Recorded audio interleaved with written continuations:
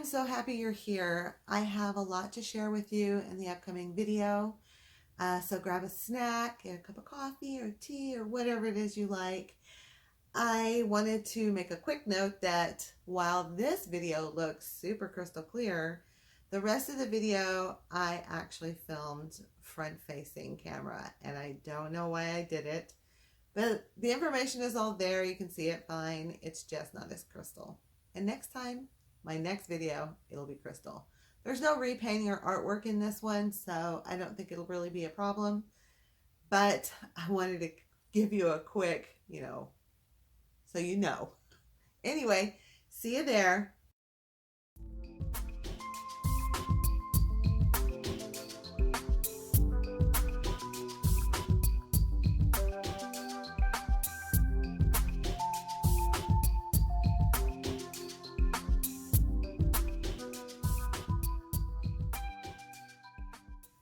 Hi and welcome to my channel. Today I thought I might show some of the supplies that I use, probably most of the supplies that I use, strictly for repainting. Now this wouldn't be anything to do with the hair today, I'll cover that another time, or any sewing or anything like that. This is strictly just the face and shading body and things like that. So let's get started, and 1, 2, 3. You got to have your coffee, right? Gotta have your coffee. Isn't this a beautiful cup? This is a gift. Thank you so much. I do love it. Okay, so to start out, I take off all of the clothes from the doll, and generally speaking, I paint toner dolls.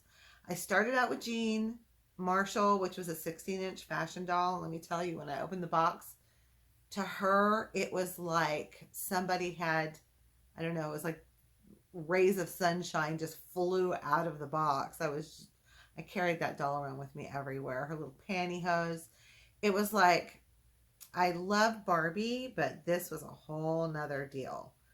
Anyway, I started with Barbie, but then I moved right straight to Jean because she was just, to me, a stunning doll. And then when they closed shop on Jean, they've reopened several times since then, but that's not what this is about. I moved to toner dolls. And while I've worked on other dolls throughout the years, my primary focus has been toner dolls. And unfortunately, Toners also closed their doors after, I think they opened in 1995. So people still want them. I still love them. Maybe they'll reopen again. I don't know. But that was my Alexa listening again. I'm listening. Yes, I know. Stop. So anyway, without getting into all of that, primarily I paint toners, but I do love Monster High dolls, and I have painted quite a few of those, and I do Barbies and even some other dolls. I like to kind of mix and match. But to start, once I get all of the clothes off, I'll wrap the body up in something, paper towels or whatever, and I put this baby sock over the hair to protect it if the doll has hair. And I get these from the Dollar Tree, so they're like a pack of maybe 3 sets. So it's like 6 socks, I think. I could be wrong about that, so don't quote me on it. But these are perfect for a toner doll, a Monster High, and Ever After doll. I think they're a little bit big for a Barbie. But they sometimes have tighter ones, or I'll just fold it over in the back, or I'll use something else. But that's what I start with once I get the doll stripped down and covered to protect the body. And sometimes I don't even cover the body because that's just me. But this is always covering the hair. So once I have that done, then I go in with some Q-tips. And I like to use real Q-tips. Like, I don't know if this is backwards or not, but I like to use real Q-tips because they just they're stronger, and they have a better, they're paper at the base. There's no plastic in the middle. So that won't mess up with my acetone. And they just have thicker cotton. So I prefer those, and I always just buy real Q-tips. I don't get the knockoff brand. I do a lot of knockoff brand stuff, but not with the Q-tips. And then I use pure acetone to clean the face, which I keep it to just the eyes, the eyebrow, and the lip. And unless the doll has yellowed or dirtied or something like that, I won't clean the whole face with acetone. Toner dolls already come with a nice like face like spray on them somehow, a little blushing. And a lot of times I'll just leave it there. But if I get a Monster High, I will generally clean the whole face and head with the acetone. Okay, so once I get that done, then I will take rubbing alcohol and I'll just sort of clean off again and let that dissipate. So I have a nice clean surface to start with. Then I go straight into spraying it down with Mr. Super Clear. Now I forgot to bring in my mask, but I'll put a picture of it right here so you can see it. It's just a mask that filters out any toxins. Mr. Super Clear in the UV cut, so you have protection, and it's a flat. So I think you can get it in matte too, but I think when you're getting UV protection, it says flat. I get this on Amazon. I get it on eBay. Generally speaking, there's a place close to where I live that has it, so I usually just order it from them. And it ranges between $16 and $18.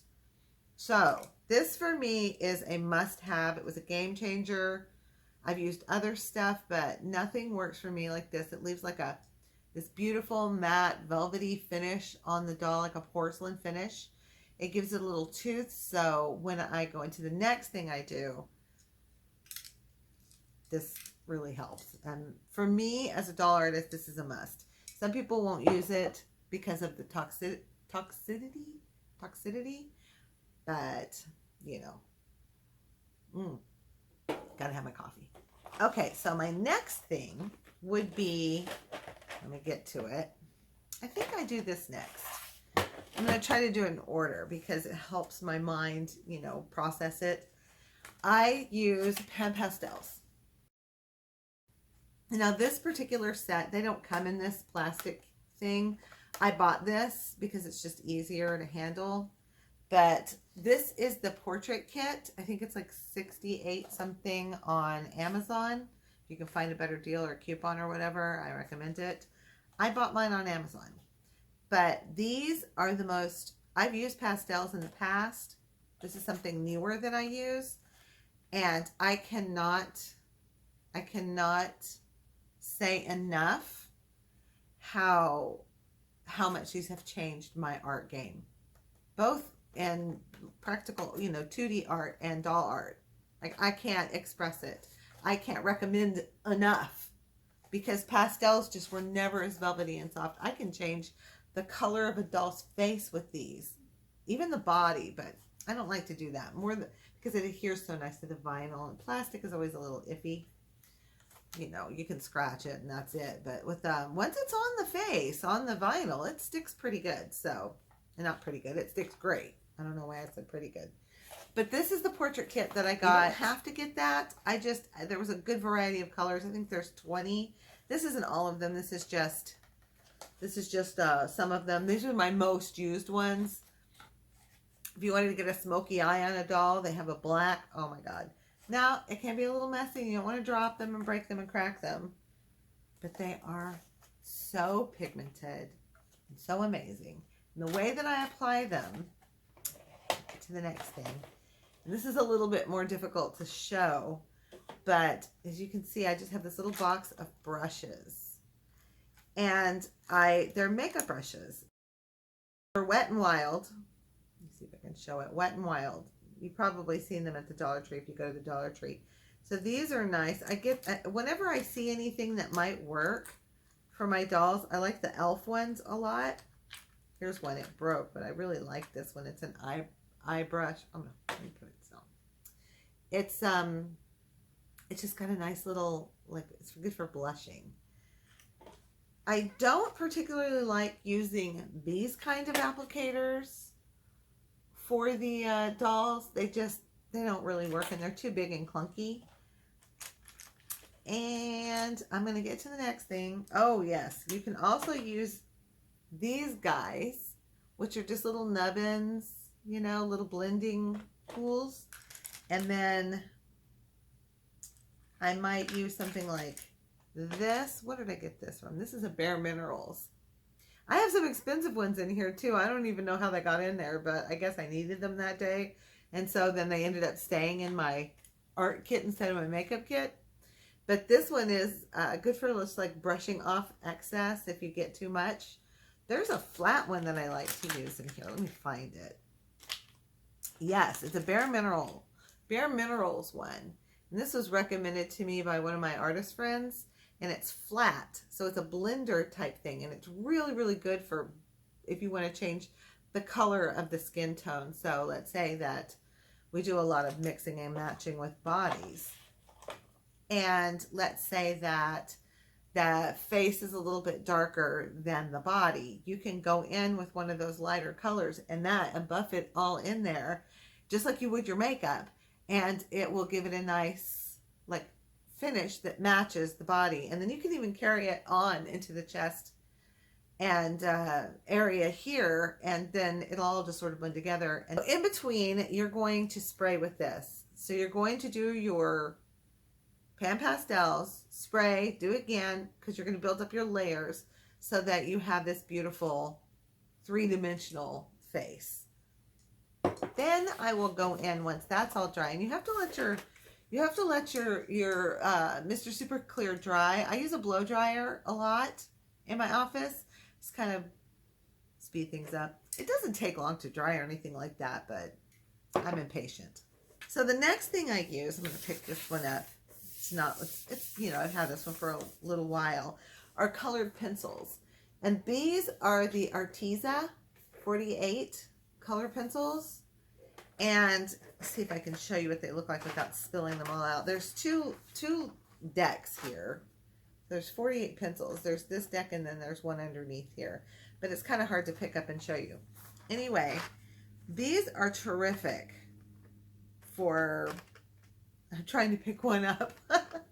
These are terrific little pencils just for kind of like outlining the eyes, the eyebrows, getting things where the lips, whatever. I do, sometimes I don't always, but sometimes I'll go in and I'll do the pencils for a nice light outline, and I'll use these. So I have found that these are super inexpensive. I can't remember the price, but I'll put it up on the screen. But these are super inexpensive and they do work great. And they're also good for 2D art as well on paper. Once I get that done and I've sprayed everything down and I have it all sprayed, then what I'll do is I'll move on to painting. And I did not bring my little palette in here, but I have this little palette that I buy. I don't know if I should go grab them or not. It doesn't really matter. They're like 6 little, it's a palette. And I get them from the Dollar Tree, a pack of 6. I'll show a picture so you'll see what I'm talking about. But they're a pack of 6 in there, and they're really thin, so you can just kind of use them and toss them. That's what I normally do. I don't clean them because they're so flimsy, but they're perfect for something like this. You could just put your colors in. And since I've used the pencils and I've used the PanPastels, I don't really need a lot of colors. Now we're talking about just needing your basics. So golden has always been my favorite go-to paint. And I remember when I first heard about and discovered golden fluid matte acrylics. And you can see this bottle is probably a little bit older and yellowed. I've used it for a while. I get all of mine from the Italian art store. I don't know where else to get them, to be honest. It's online, and I'll link everything below this. Well, every single item will be listed below where you can get it. And I will try to put the prices on some of the things as well. But like for golden, every color is going to be a different price. I do not remember how much they are. Somewhere between $10 and $20 a piece. But they're highly pigmented. They paint matte and flat. And they're just their flow is just so beautiful. It's really, really beautiful. So I use usually skin tone colors mostly. I used to have a whole set of golden, only golden, but I have branched out and have a lot of other different paints. So you do not have to have golden, except for maybe carbon black. Of all of the blacks I've ever used, the matte fluid acrylic carbon black, there's nothing, in my opinion, that is blacker and smoother than that. So I use that. But I have here just a couple of, I use titanium white. I use Titan Buff here, Titan Buff. And burnt sienna is one of my favorites. Time for a coffee break.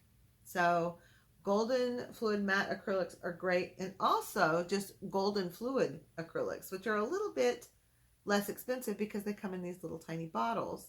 And you can get maybe some eye colors that you might want to try, and lip colors in the smaller. Now these paint a little shiny, but I am not really particularly worried about whether it's a matte paint. Other than for me, I just like it, but it doesn't really matter because I'm going to spray it down with my Mr. Super Clear. Once I do that, everything's matte. So who cares, right? I mean, basically what you're looking for is pigment and quality. And you're going to find that in golden. You really are. And another paint you're going to find really, really good quality in, and this is such an old bottle because I kind of got away from using it, and I don't know why, but the Liquitex little chubbies here, and this, I want to say it's a medium viscosity. But I can't read it because it's really a messed up bottle. These are beautiful colors, and I'm going to be exploring Liquitex more. I'm going to get myself a set of some new Liquitex. Probably not the chubbies. They have this other one that are more fluid. I'm going to try those out because I've heard that they're very, very nice, and that would be a nice addition to my painting collection, but they're not matte. Doesn't really matter. Like I said, I can just spray it. Also, I absolutely love to use folk art paint, craft paints. I have Anita's, I have Apple Barrel. It doesn't really matter. You can go to Hobby Lobby or Walmart or Michael's or wherever you might go and pick up these, and they're usually under $1, and they're great. They're great because they're so velvety, and they do dry matte. The only problem that you could say is that they're not, the colors aren't as intense because they have so much filler. That's why they're craft paints, you know, they're inexpensive because the pigment in there is very low and there's a lot of filler in between. With something like golden or Liquitex, you're going to get a strong pigmented paint. So once I get all my colors picked out, and I try to keep my palette very simple, then I will go in and I'll put, depending on how thick or thin the paint is, I will add things like, well, I think everybody gets a little bit of my Liquitex. I'm trying to read it. I don't know why. Oh, Airbrush. It's Liquitex. Well, this isn't the bottle. I think I ran, you can see I barely have any left. I need to order more. But it is an airbrush fluid that you can add to, I guess, for airbrushing.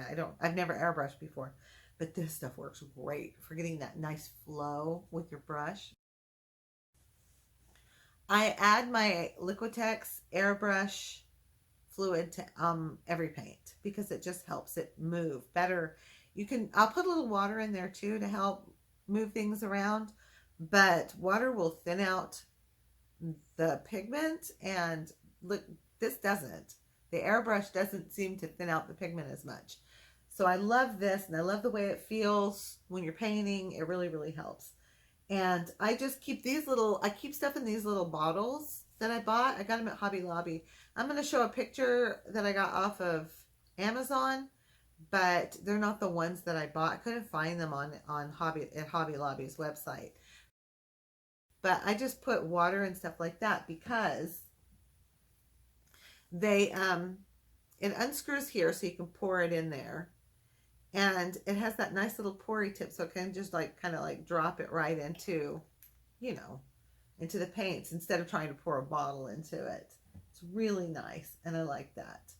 And I also have Anita's extender, which I'll put in a well by itself. And this is a really nice product. And it's like let me see, I've got it here. It is $2.47 at Hobby Lobby. So this is a really good product for keeping your paint flowing. And while I've got all of those acrylics in my palette, and I have two ways of doing a palette. One is the little 6 ones that I get from the Dollar Tree. I also have a big round palette, so if I'm going to use more colors, I'll use that, and I'll cover it with foil. That way I can just pull the foil off and throw it away. And then my big palette's never dirty. You could do that with the little ones too. I mean, you just a little piece of foil, you can get it from the Dollar Tree as well. Cover it up and you're good to go. So this is, and I'm not gonna say it, it's a Othello carb something. You know what? I'll put a picture of it up because I don't have my glasses and I can't really read what it says, and I'm not remembering the name of it. But don't worry, because I will definitely put everything in little pictures, and I'll also link below everything. But this is a pastel pencil. Basically, it's a pastel pencil, and this is a really good brand. So I use this for highlighting. This is terrific for highlighting. But this is so great for highlighting. And you can take this little thing here that I use, my little tool sets. Oops. And I'm telling you what, I could not find, I can't get this out of here. So I want to try to get a clean one. Okay, so I use this little tool. Let me put this down. I use this little tool. Let's see if I can get up closer. Okay, so I buy these at Hobby Lobby, but I did find them finally on Amazon, and you can get 300 for like 8 something on Amazon, which, let's face it, that's a way better price than what I was paying, maybe $5 or $6 for 10 of them at Hobby Lobby. But I still can't remember what they're called. I think they use them to clean out in between cracks of cars. I'm not sure, but they're really, really small, and they work for using with the PanPastels as a tool. They work for softening up this pencil when I draw in on my highlights on the doll face. I can go back in with this and just sort of like get that smoothness, you know, smooth it out and blend it out. This guy, this is a game changer as well in the art world for me for doing dolls. Can't use it for anything else that I can think of. Dolls, maybe sculptures. So you definitely need these. I'll link it below, like I said. Okay, so brushes that I'm using right now, I am reaching a lot for. Let me see if I can find it. I am reaching for this brush a lot. This is an 18-0 Princeton Velvetouch round that I get from Hobby Lobby, and I generally pick it up when it's on sale. It's got a really fine little tip. I pick it up when it's on sale at Hobby Lobby, or I use a 40% off coupon. I'm really big on either finding the 50% off deals that Hobby Lobby has. Obviously I have a Hobby Lobby in town. I don't have a Michael's. There is a Michael's not that far away, but because Hobby Lobby's 5 minutes away, that's probably where I'm going to go. So I'll use my coupon, or I will use, but you can get this on Amazon. If you don't have a Hobby Lobby, you might be able to get it at Michael's, but I linked it up to, I think Amazon had it. I need to find a 20/0 rather than an 18, even though it works great. So I've been reaching for this brush a lot. Another brush that they had that I actually really, really liked is their Master's Touch round, and it's a spotter. Is it round? Oh, no, it's a spotter, not a round. And it's an 18/0, and this one's been pretty abused. So whereas this one's going to be my go-to, this guy here is going to be my go-to for most of my work, eyelashes and things like that. This one I might use to fill in like the lips and things that are a little thicker lines. but I still, you know, because this, it just, if it makes sense. I'm not sure if it makes sense. This one's good for painting most everything. This one's good for filling things in. So I use both of those, and I think I have a couple of other brushes here that I really like. This one's a little bit fatter, and I think it's Winsor and Newton 000, and it's got like a different kind of, it's got more of a sharp tip on it, and this actually works pretty good for eyelashes and things like that. I have another video, and I will link it below, that covers brushes a little bit more in depth. So you can go back and find that. You can just look below and you'll see that I have already gone over some brushes. So there's that. Is that everything? No. Oh, you know what else I use that brush for? That last brush, the thicker brush. I will use this often for sealer when I'm ready to seal things. Okay. So once I get the doll all painted and everything's completely done and the little baby sock is still on the head, I'll go back and spray. And a little tip with the spraying of this, when you're shaking it up really good, give it time, kind of warm up the bottle a little bit and give it some time. And then when you go to spray, every time I spray, I just scrape that tip off right there because it gets a little crusty. And if you spray it and don't clean it off, you might get splatters, you know, like little dots of extra. You don't want that. You want a nice fine mist. And I probably hold it about that distance apart. So that's just a tip. So once I have finished spraying everything and completely done, it's all finished, then I take the pictures. Well, then I do the hair and everything like that, dress it, all that business. Then I take the pictures. And I have a light box for that, but I'm not going to put it on camera, but I will link up the light box or put a picture of the light box here so you can see where I got it. I got it on Amazon. It's like an Amazon basic, and it really does help a lot. It helps me a lot because natural light's really good for taking pictures of dolls. Or before I had the light box, I had maybe 6 or 7 lights all set up in my office around the doll area where I was taking pictures, and oh my God, what a hot mess. Because I had to like try to navigate around that and not trip over because my little studio is kind of small and there's no way I'm doing a studio tour of that space until I get it a little bit cleaner because it's kind of messy right now. But all of those lights were just really hard for me to navigate around. So I got a light box. And that eliminated all the extra lights in my studio. And I think I put one extra clip light up there just because it needs just a little bit extra something. And I'm using my ring light for this video right now. And I would like to use that on the dolls as well. It works great on the dolls. But the problem is it's also really big at the base for my space in my studio. Anyhow. Once I am taking the pictures, and the reason why I take the pictures before I seal the doll, like the eyes and the lips, the reason I do that is because the light bulbs will reflect funny on the sealer. So it'll give me like weird, like whiting out one section of the eye or whatever.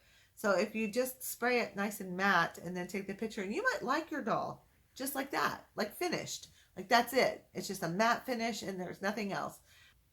I like to go back and put a little sheen on the eyes, and I like to put a little sheen on the lips.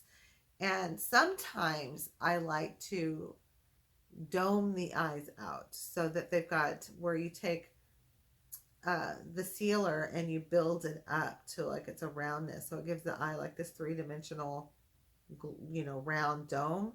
I don't do it very often. Every so often I'll be in the mood for it. But when I do it, I use, I like the way I would say when I do it. I don't always do it, but when I do, I use Liquitex High Gloss Varnish. And I have used the Liquitex brand of varnishes since the beginning. They're my favorite. I have others that I've tried, but for some reason I just keep going back to these. And the matte is what I use generally for the eyes and the lips. The gloss I use sometimes. Depends on what I'm looking for. If I'm looking for a high shine, then I'll go with the gloss. It gives a beautiful high shine finish that just stays shiny. I do use this on the nails when I'm done. And then this one is the one I generally use for lips and eyes. I keep it like just, it doesn't go matte. It goes more satin. So that's good to know. So sometimes when you're working on dolls, you need to wash off your hands or whatever. And I don't always want to get up, so I just use baby wipes. I keep these in my office all the time, this paper towels all the time. I don't know what the price is for them. I don't even know if I put it on the picture that I took of it, but these will help keep your hands clean. So it's nice to have around, especially if you do any kind of art, to keep these in your office just for a quick hand cleaning. I also keep a bottle. This is an old hairspray bottle that I cleaned out, but you can buy like just little spray bottles, because if you spritz down your acrylic paint palette, it'll keep it moist for a little longer. You can also put a little bowl of ice underneath your paint palette as well to keep the paint from, because acrylic dries out fast. Anyway, I think I want to say I covered everything that I have here. I'm pretty sure I've covered it all. Thank you so much for joining me. I hope that all of my supplies have helped you in some way. I hope so. And if you could like, a thumbs up, and subscribe if you want to see more videos like this, or if you want something else, put in the comments or ask me any questions. Remember, all the links for everything should be below, and if they're not, just ask me. I will provide it for you. And click the bell if you would like to be notified when I have new videos available. Thanks so much. See you next time. Bye.